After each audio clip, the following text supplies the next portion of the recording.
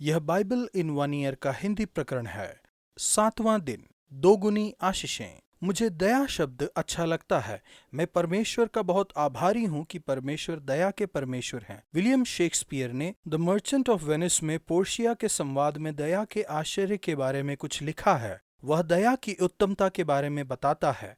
दया की उत्तमता अस्वाभाविक नहीं है, यह स्वर्ग से कोमल वर्षा की तरह गिरती है। नीचे की जगहों पर यह दोगुना उत्तम आशीष देती है। यह उसे आशीष देती है जो देता है और उसे भी जो पाता है। आप आशीषित हैं जब आप दया पाते हैं और आप आशीषित हैं जब आप दूसरों के प्रति दयावंत होते हैं। भजन संहिता 6:1-10। दया के लिए पुकारें। क्या आपके जीवन में ऐसा समय भी आता है जब आप सच में संघर्ष करते हैं और आपको कुछ भी सही नहीं दिखता? क्या आप कमजोरी, संताप, पीड़ा, थका हुआ, शोक, विलाप, आंसुओं में और शोक में कमजोरी महसूस करते हैं? ऐसा हमारे खुद के पाप के कारण हो सकता है, या कभी कभी यह वियोग, अचानक नुकसान, संबंधों में परेशानी, परिवार का टूटना, बीमारी, नौकरी में परेशानी, बेरोजगारी या विरोध के कारण हो सकता है। दाऊद को भी मुश्किल घड़ी का सामना करना पड़ा, लेकिन इस बीच उसने दया के लिए परमेश्वर को पुकारा। हे यहोवा, मुझ पर अनुग्रह कर। उसने प्रार्थना की, अपने दृढ़ प्रेम और अपनी करुणा के निमित्त मेरा उद्धार कर। कभी कभी ऐसा लगता है कि हमारी परेशानियां कभी खत्म नहीं होंगी। ऐसा लगता है कि ये चलती रहेंगी। जब हम संघर्ष के समय में होते हैं तो हम दाऊद की तरह पुकारते हैं, हे यहोवा, कब तक? हम दया के लिए पुकारते हैं और ऐसा लगता है कि परमेश्वर नहीं सुन रहे हैं, लेकिन वह सुन रहे हैं। ऐसा समय भी आता है जब हम दाऊद के समान कह सकते हैं, हे यहोवा, मेरा रोना सुन। यहोवा ने दया के लिए मेरा गिड़गिड़ाना सुना है। प्रभु, कभी असफल न होने वाले प्रेम और दया के लिए आपको धन्यवाद। धन्यवाद कि आपने मेरा रोना सुना है और मेरी प्रार्थनाओं को स्वीकार किया है। मुझ पर अनुग्रह कीजिए। नया नियम, मत्ती 5:43-6:24 तक। दूसरों के प्रति दयावान रहें। दूसरों के प्रति दयावान रहना यीशु की शिक्षा का केंद्र है। अपने बैरियों से प्रेम रखो और अपने सताने वालों के लिए प्रार्थना करो, जिससे तुम अपने स्वर्गीय पिता की संतान ठहरोगे। प्रेम करना दया दिखाने से कहीं बढ़कर है, लेकिन दया प्रेम का अनिवार्य हिस्सा है। जिन्होंने आपका बुरा किया है उनके प्रति भी दयावान रहने के लिए यीशु ने इस पद्यांश में 3 कारण बताए हैं। पहला, अपने पिता के समान दिखने के लिए अपने शत्रुओं पर भी दया करो, जिससे तुम अपने स्वर्गीय पिता की संतान ठहरोगे। परमेश्वर की दया उन पर भी बनी रहती है जो उससे बैर रखते हैं। वह भले और बुरे दोनों पर अपना सूर्य उदय करता है और धर्मियों और अधर्मियों दोनों पर मेह बरसाता है।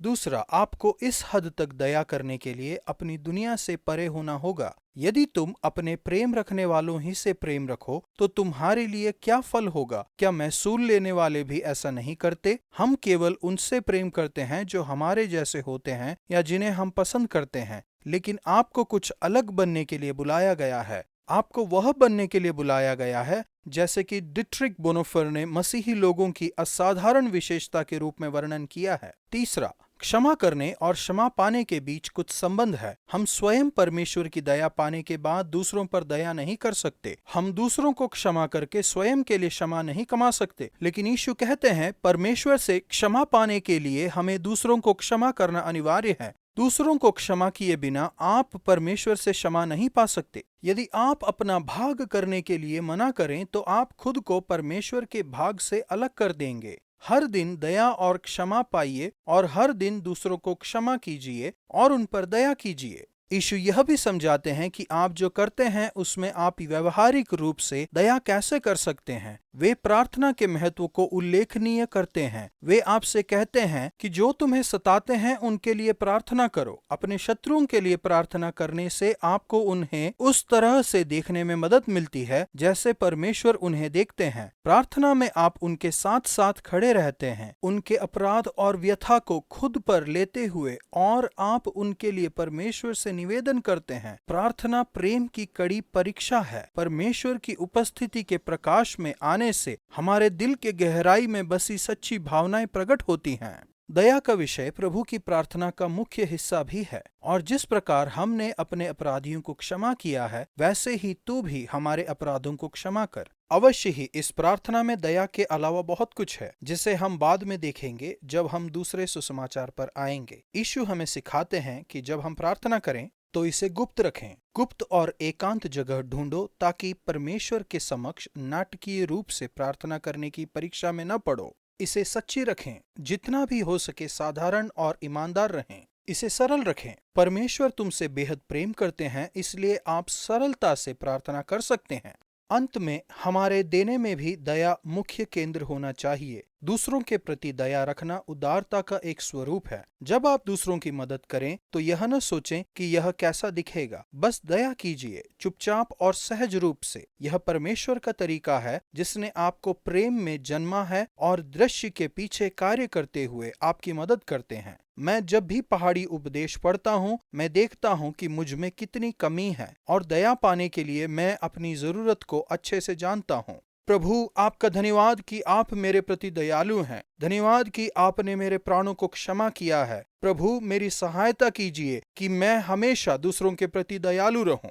पुराना नियम उत्पत्ति 14:1 से 16:16 तक। परमेश्वर की दया प्राप्त कीजिए।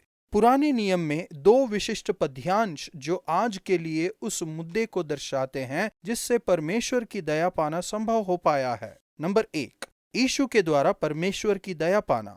यह उससे शुरू होता है जिसमें 4 राजाओं द्वारा 5 राजाओं को पराजित करने का स्पष्टीकरण असंगत और अजीब नजर आता है। फिर यह संबंध अब्राहम के भतीजे लूत से जुड़ा है जिसे 4 राजाओं द्वारा घेर लिया गया था, पर अब्राहम द्वारा उसे बचाया गया था। फिर विजय से वापस लौटते समय रहस्यमय ढंग से मल्कीसदेक ने अब्राहम को आशीष दी। इसका वर्णन इब्रानियों अध्याय 7 में किया गया है, जो यह समझाता है कि ये सभी यीशु की ओर दर्शाते हैं। मल्कीसदेक पुराने नियम में बाकी के सभी याजकों में प्रधान था, लेवीय याजक। अब्राहम जो कि लेवी का परदादा था, जो कि अपनी कटी में था, उसने अपना दशवांश मल्कीसदेक को दिया। दूसरे शब्दों में, लेवी ने मल्कीसदेक की प्रधानता को समझा। मल्कीसदेक यीशु प्रधान याजक का पूर्वाभास है, जिसकी एक सिद्ध बलि ने हमारे सारे पापों को क्षमा करना संभव बनाया। इस तरह से पुरानी याजक और बलि प्रथा का अंत हुआ। रोटी और दाखमधु प्रभु भोज के दाखरस और रोटी का पूर्वाभास है। ये सभी यीशु की सिद्ध बलि को दर्शाते हैं, जिनका शरीर तोड़ा गया और जिनका लहू बहाया गया ताकि आपको और मुझे पूरी तरह से क्षमा मिले और परमेश्वर की दया मिले। नंबर 2, विश्वास से परमेश्वर की दया प्राप्त कीजिए। फिर यह स्पष्टीकरण अब्राहम के लिए परमेश्वर के वायदे पर जाता है, इस सच्चाई के बावजूद कि सारा और अब्राहम बूढ़े थे और उनकी कोई संतान नहीं थी, उनका वंश तारों के समान असंख्य होने वाला था। अब्राहम ने परमेश्वर प्रभु पर विश्वास किया और उसने उसे धार्मिकता गिना। आपको केवल क्षमा नहीं मिलती, बल्कि परमेश्वर अपनी दया में यह भी बताते हैं कि आप परमेश्वर के साथ सही कर दिए गए हैं। नए नियम में अक्सर इस वचन का वर्णन होता है, क्योंकि यह उस दया को दर्शाता है। क्षमा और सत्यनिष्ठा विश्वास से पाई जाती है, यानी परमेश्वर पर विश्वास करने से। उदाहरण के लिए रोमियो 4:1-5, गलातियों 3:6।